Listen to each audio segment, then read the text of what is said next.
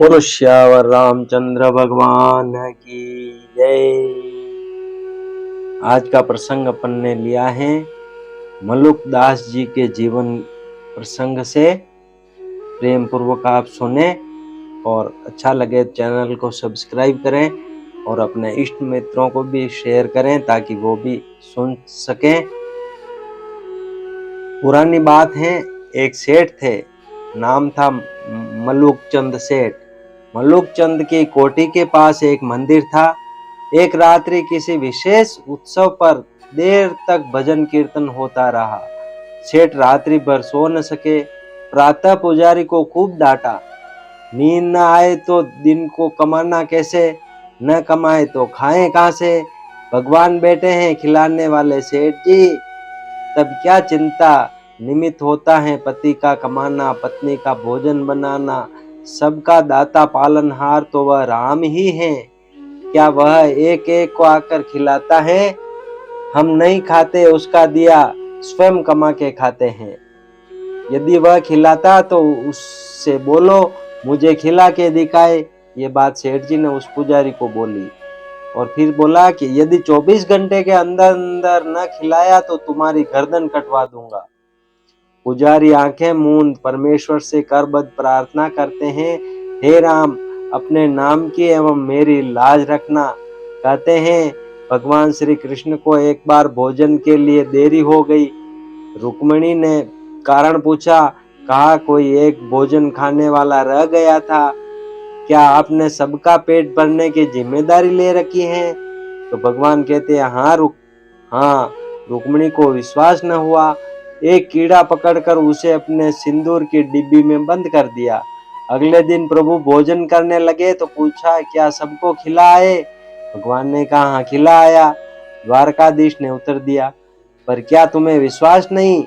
नहीं, डिबिया उठा लाई, खोल देखा तो कीड़े के मुख में चावल का वह दाना डिबिया बंद करते समय रुक्मिणी जी के तिलक से डिबिया में जा पड़ा था।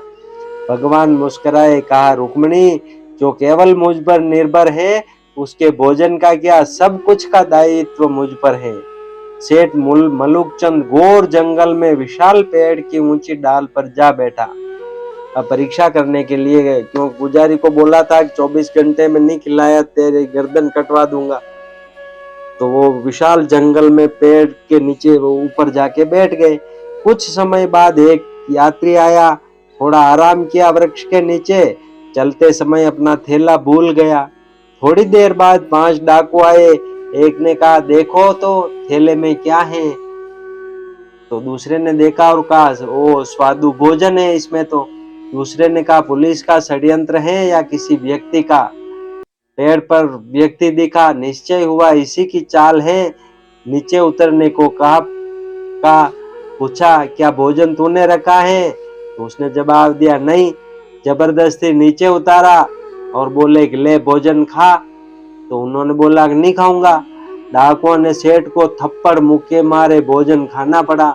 स्वीकारते हुए कहा, मान गए तेरे मेरे बाप, चाहे किसी रूप में खिला, पत्नी भक्त या चोरों के रूप में खिलाने वाला तू ही है। भागे भागे गए पुजारी के पास, धन्यवाद किया और कहा, पुजारी जिसने खिलाया उसे खोज के रहूंगा। सेठ मलुक चंद बन गए उस दिन से संत मलुक दास।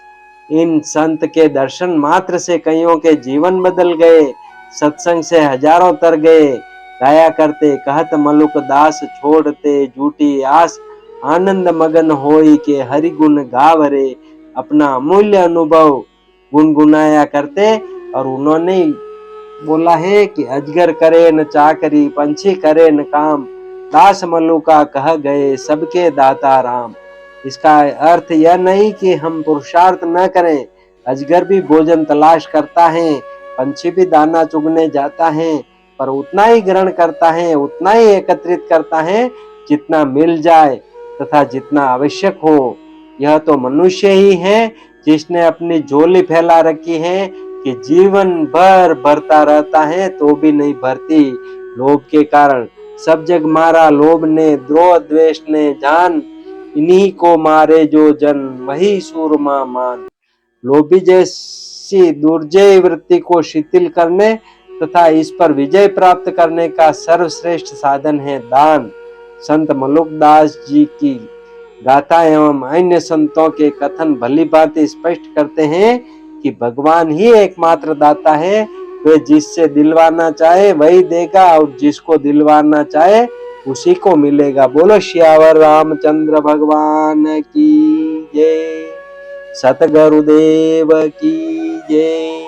मात पिता गुरुदेव की जय।